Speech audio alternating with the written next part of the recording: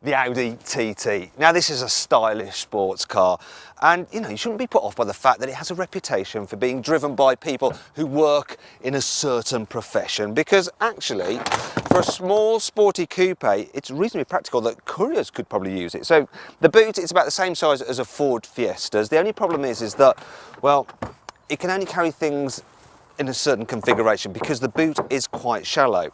Now, you might think that's a big problem, but what you can do is just remove the parcel shelf, put it in there, and then fold down these rear seats, nice and easy, to give you a big load area, which really for a sporty car is quite impressive. Look at that. And actually, you may as well just travel with the seats like that anyway, because, well, if I'm being brutally honest, the back seats are nothing more than a gesture because they're so tiny.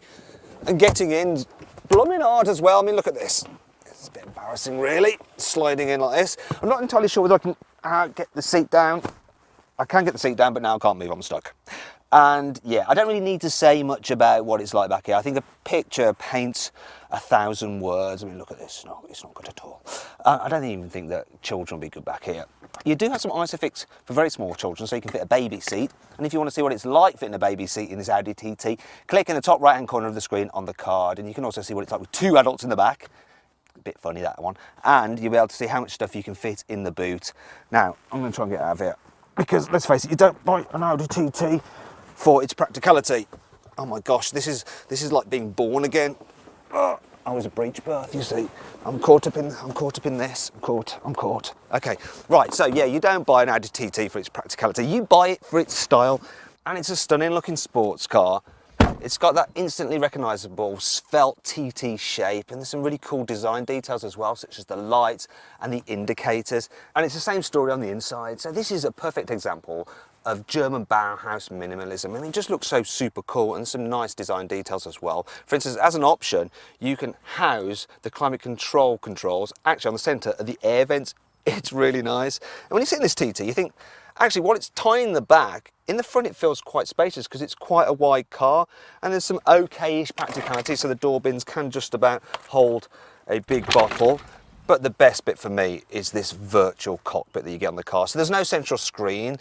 You have all the information you need and the infotainment system right there in your eye line, and you can change the view of it. You can cycle through the different menus, and you basically control everything, including the sat-nav, here through the wheel, or if you want to, you can do it here through the swivel wheel. And the system is really, really good to use. And if you click in the top right-hand corner of the screen on the card, you can see our in-depth review of it. Now, if there is one problem with the TT, it's that it's rather expensive, especially if you add some options on top of it. But on the flip side, you will get quite a lot of your money back when you come to sell it on. That's because it's a very desirable car packed with cool features. And here's 5 more of them. The indicator lights don't flash.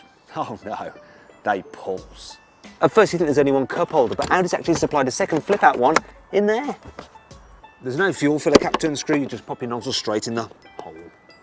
The TT is up to 50 kilos lighter than its predecessor, which is about the same as a very skinny passenger. The optional LED matrix headlamps can turn off part of their beam to prevent dazzling other drivers. Unfortunately, not everything about the TT is great. The TT is quite expensive, yet no model comes with sat-nav or even cruise control as standard. The auto gearbox can be a bit jerky when manoeuvring at low speed. You can't get quattro all-wheel drive models with a manual gearbox. The passenger doesn't have a very good view of the infotainment screen, so they can't really operate stuff for you. But you can't complain too much, as the Audi TT is brilliant to drive. The first generation Audi TT looked like a really cool sports car, but it's a bit disappointing to drive. The second generation version was a big improvement, but with this third generation model, I think Audi's engineers have finally cracked it, because it feels genuinely sporty and engaging. In fact, it's great fun, yet it's also surprisingly comfortable, and for me, that is the holy grail of modern motoring. Now, a little word of warning for you. If you want to go for the bigger wheels, which you probably will because they look cool, please fit the car with the adaptive suspension, because that has a comfort mode, and it just helps take the sting out of those extra jolts you get through the body if you have those bigger wheels. Another thing you should be aware of is that what this car does, it handles brilliantly. In the wet, the front wheel drive version can sometimes struggle to put its power down as it's coming out of a corner. So if you want all-weather hoonage, you're going to need to get yourself the grippy quattro all-wheel drive model.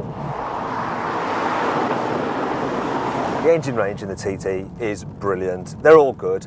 So if you want economy, you can get a 2-litre diesel, which is fast and frugal. Now, my pick of the range is one of the 2-litre turbo engines, and this is the low power version, 230 horsepower, and it's more than fast enough. So this one's got the S-tronic automatic gearbox, 7-speed, and it does really fast changes. I mean, to be fair, the manual is really nice to use, but there is an advantage of this 7-speed auto. It does make the car slightly quicker to 62 miles an hour, so this one will do 0 to 62 miles an hour in just 5.3 seconds. And one of the reasons that it can do that is the fact that it's got launch control. And when you combine the launch control with the 4-wheel drive system, you can do some incredible things in this car. So basically, right, I am sat in what looks a bit like a lake. I am going to quickly engage the launch control, which all I've got to do is put the stability control into sport mode, the gearbox into sport mode, floor the throttle, hold my foot on the brake, then let go of the brake. And there we go. Oh my God! Launching from a lake. Not many cars you can do that in. Not many cars that give this performance and deliver a claimed 40 miles per gallon either, but this one does, though if I look down at the trick computer, I'm actually only averaging, well, just over 31 miles per gallon. But still, I think I can forgive this car of that.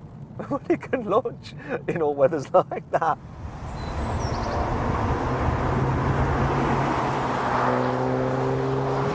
On the whole, this TT is a very easy car to live with every day.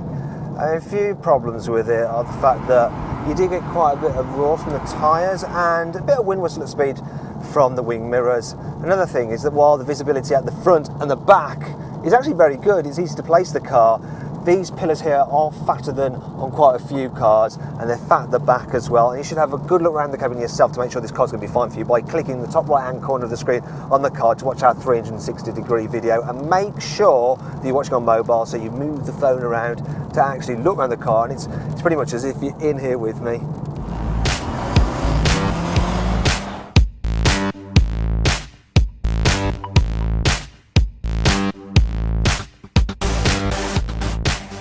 Okay then, overall, what do I think of the Audi TT? Well, it is rather expensive and the back seats are totally useless, but it's super desirable and brilliant to drive. Now, if you click up there, you can get more information and find out the best deal you can get on an Audi TT at carwow.co.uk. Thanks for watching. If you click over there, you can watch our group test video between the Audi TT, BMW M235i and the Ford Mustang. And if you enjoyed this video, please like it, share it and subscribe to our channel. Now, did you spot the Easter egg in this video? It was the Isle of Man on the sat-nav map, which is obviously where the TT race is held.